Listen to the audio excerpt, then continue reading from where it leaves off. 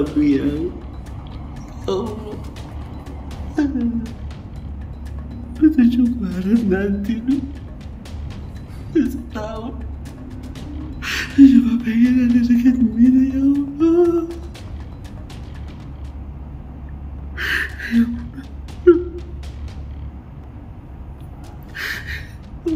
Ampun ya Allah. Bahwa ada seseorang public figure, ya, seorang public figure, seorang atlet yang dengan sengaja kami duga dengan sengaja menyebarluaskan sebuah video daripada Mas Ferry Irawan tanpa seizin dan tanpa hak, sehingga membuat keluarga malu dan jadi bulian masyarakat. Perlu digarisbawahi dan diingat bahwa perbuatan tersebut dapat kami duga melanggar Undang-Undang ITE, yang dimana sampai dengan saat ini, ya, orang tersebut, public figure atau atlet tersebut, belum pernah mengajukan permohonan maaf atau ada itikat baik kepada klien kami sekeluarga mengajukan permohonan maafnya. Nah, untuk itu detik ini, saat ini, secara terbuka, saya selaku kuasa hukum beserta Bang Agustinus Nahab mewakili keluarga besar Ferry Irawan mensomasi saudara Denny Sumargo, ya, untuk segera membuat permohonan maaf dalam 3 kali 24 jam kepada keluarga besar Ferry Irawan. Pencerahan hukum sehubungan dengan berita viral adanya oknum mensomasi seseorang karena memposting dalam medsos nangis-nangis seseorang yang minta maaf. Saya mau kasih pencerahan hukum bahwa memposting sesuatu fakta kenyataan, apalagi hanya sekedar nangis-nangis dan minta maaf, bukanlah pencemaran nama baik. Ya, baca SK bersama, surat keputusan bersama antara Kapolri, Jaksa Agung, dan Menteri Menko Info yang merupakan peraturan pelaksana dari Undang-Undang ITE. Ya, jadi memposting sesuatu kenyataan yang bukan berita asusila bukanlah pencemaran nama baik. Jadi kalau misalnya saya nangis-nangis minta maaf kepada istriku atas perbuatanku dan itu diposting oleh siapapun, itu bukan pencemaran nama baik. Bahkan itu malah meningkatkan nama daripada orang tersebut karena dia mau minta maaf atas kesalahannya. Sekali lagi, memberitakan suatu kenyataan asalkan itu bukan berita asusila, itu bukan pencemaran nama baik. Baca surat keputusan bersama, itulah hukumnya, terang-terangan di situ, ya, terang-terangan di pasal itu disebutkan. Itu surat keputusan baru keluar sekitar 1,5 tahun lalu, yang ditandatangani oleh Kapolri, Jaksa Agung, dan Menko Info. Jadi orang-orang yang disomasi nggak usah khawatir. Kalau itu terlalu khawatir, datang ke gua, ya, gua bantu lu hadapin gratis. Terkait dengan somasi saya secara terbuka melalui media tadi siang terhadap seorang public figure yang bernama DS sudah menghubungi saya dan berbicara langsung tentang niat baiknya atau itikat baiknya untuk meminta maaf kepada ibunda Mas Ferry Irawan dan keluarganya. Saya sangat mengapresiasi, artinya jiwa besar dan sportivitas seorang DS itu harus diacungi jempol. Lalu saya sudah menyampaikan kepada pihak keluarga dan mungkin dalam waktu dekat saya akan atur pertemuan, ya, mereka agar bisa bersilaturahmi dan berdamai. Untuk itu, ya, kepada pengacara senior Nggak perlu repot-repot ngompor-ngomporin orang banyak bacot di sosmed. Orang mau damai kok, bukan mau ribut-ribut. Nggak perlu repot-repot ngetik, ngeprint surat kuasa.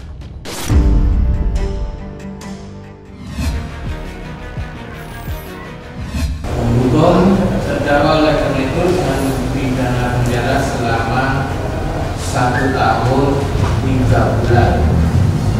Putusan masih saya pikir-pikir juga ya, mau banding atau stop di sini gitu.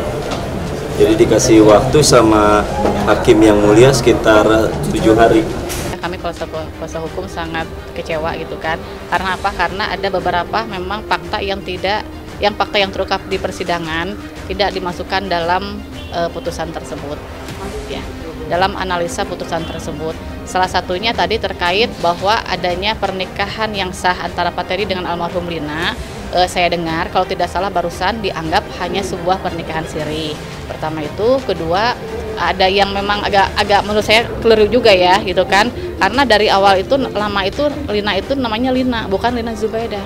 Tapi di dakwaan jaksa, rentut dan barusan putusan hakim pun itu dianggap namanya Lina Zubaidah. Jadi kan saya berpikir seolah-olah ini bahwa pledoi kami itu tidak dipertimbangkan sama sekali. Jadi mengacunya kepada dakwaan dan rentut dari jaksa penuntut umum ya. Bahwa Pak Teddy dulu memang pernah mengakui sempat meminta izin kepada Teh Putri, kepada Rizky untuk meminjam mobil. Tapi itu kan bukan berarti dia mengakui bahwa itu adalah milik Rizky Febian. Akan tetapi bahwa dia itu hanya sebatas etika gitu ya, etika karena itu adalah mobil milik almarhum. Jadi dia harus meminjam atau izin kepada ahli waris yang lain gitu kan. Nah, ini kan seolah-olah dia dengan cara dia meminjam, seolah-olah dia mengetahui atau mengakui bahwa itu adalah milik Rizky Febian mobil tersebut. Upayanya sih nanti masih ada banding dan kasasi, tapi kan kami akan koordinasi juga dengan tim atau kuasa hukum yang lain ya, gitu kan. Ini apakah memang harus banding atau misalnya dipikir-pikir atau menerima, gitu kan. Tapi kalau melihat seperti ini ya mungkin 90% kita ajukan banding. Kalau terkait putusan sih memang ya pasti kecewa ya terkait tadi amar putusan. Tapi itu kan dari pihak ini kan hak ya, dari pihak majelis hakim hak untuk memutus apa gitu kan. Nah ini kan kami masih ada upaya hukum nanti banding dan kasasi ya, semoga nanti harapannya di banding dan kasasi bahwa fakta-fakta yang sebetulnya terungkap di persidangan bisa terungkap betul-betul ya. Berarti minggu depan ya Bu ya? 7 hari dari sekarang berarti batasnya Kamis depan ya. Ya kaget sih enggak ya, cuman ya gimana lagi, mungkin apa yang tadi ada beberapa hal yang kata Bu Ati sendiri, ya emang saya pas dengar kawin siri, padahal legalitas sudah jelas semua ada suratnya, terus itu sah ya. Dari kepemilikan juga secara yuridis atau secara hukumnya itu udah jelas juga atas nama istri, makanya ini saya lihat dari mana gitu make decision-nya, keputusannya gitu. Cuman apa ya dibilangnya, kalau emang punya Rizky Febian, kenapa secara fisik juga itu udah ada di almarhumah dari dulu gitu. Terus secara hukum juga kemarin saya lihat suratnya atas nama istri. Bukan berarti dia meyakini atau mengakui bahwa itu adalah mobil kepemilikan Rizky. Hanya saja itu kan mobil adalah milik ahli waris yang lain gitu ya, adalah milik dari peninggalan dari almarhum. Sudah menjadi kodrat atau misalkan orang Sunda istilahnya kan nggak mungkin tiba-tiba dia memakai kalau misalkan tidak ada bahasa misalkan etika juga gitu kan. Kenapa dia sampai bahasa minjam dulu gitu kan buat kepentingan Dede, itu kan memang sudah lumrah ya gitu kan.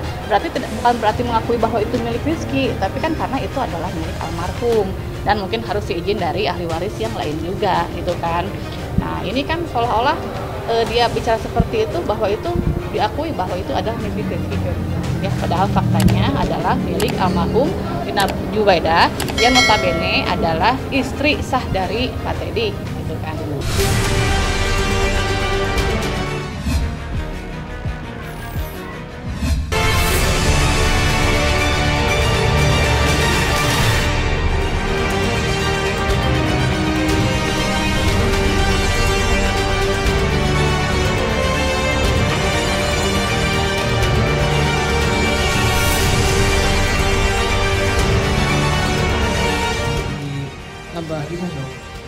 Takut ketagihan apa kenapa nggak boleh? Nggak boleh nangis, nggak boleh nangis, nggak boleh nangis. Ayah sudah.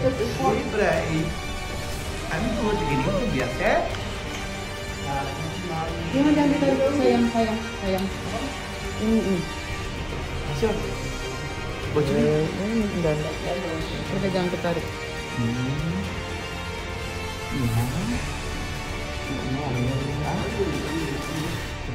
Semuanya. Semoga sehat-sehat kita semua diberikan. Amin. Dan tentunya diberikan kesehatan. Oke? Amin ya Allah, amin. Ya, setuju lagi lah. Siapa kerja? Saya Oh lah. iya, kerja dari mana? Selang yang untuk drainase cairan di otaknya, di kepalanya itu masih ada, tapi yang pasti kepalanya udah nggak diperban. Terus kulitnya juga, warna kulitnya sudah kembali seperti biasa gitu. Cuman ya dimaklumkan kalau ngobrolnya tuh sama dia masih suka skip gitu. Misalnya kita lagi ngomong apa, atau dia melenceng ngobrol apa, aku ingetin bahwa back on track lagi ngobrolin apa supaya dia tetap fokus apa yang kita omongin. Kalau aku lihat sih semuanya berprogres ya gitu. Kalaupun kendala yang tidak membuat sampai harus ada tindakan besar lagi sih gitu. Kalau kemarin mungkin karena baru mau pemulihan kali ya, badan juga lagi menstabilkan diri. Kemarin tuh yang masih up and down tensi, terkadang kalau tensinya naik dia gelisah gitu. Nah aku juga taunya dari Dila gitu. Tendi hari ini tensinya Bekti lagi naik, jadi dia harus istirahat dulu. Kadang kalau lagi tensi lagi naik dia nggak bisa tidur, dia gelisah gitu, baru tidurnya jam 4 pagi gitu. Sempat lupa nama, tapi bisa dimaklumkan ya, bukan jadi hal yang perlu di highlight gitu. Lupa itu masih hal yang wajar. Pada saat udah diingetin dia langsung merangkul anak-anaknya gitu, jadi kan itu cuma proses ya gitu. Oke? Cuma kan yang nyesek di aku adalah lagi liburan ya, harusnya mereka lagi liburan tapi ternyata mereka harus nemenin ayahnya di rumah sakit. Tapi aku yakin dengan ketemu anak-anaknya pun Bekti kayaknya mungkin punya spirit baru ya dari keluarga sendiri itu, dari anak-anak. Kita berdua saling ini kok, terkadang tanpa diminta Dila suka, Tendi Mas Bekti gini ya hari ini gitu. Aku juga kadang suka kirim makanan buat Dila, buat waktu anak-anak masih suka ke rumah sakit. Kalau sekarang kan udah masuk sekolah nih, aku ya paling nggak suka kirimin makanan gitu. Aku bilang, Dil gimana Bekti hari ini? Oh hari ini lagi tensi lagi naik Tendi. Jadi apapun pasti Dila akan info ke aku. Begitu pula kalau aku chat ke Cipta adiknya dan kakaknya gitu, pasti akan ada informasi yang cepat. Tapi kalau buat aku dan Dila cepet kok responnya kalau aku bertanya soal keadaannya Bekti gitu.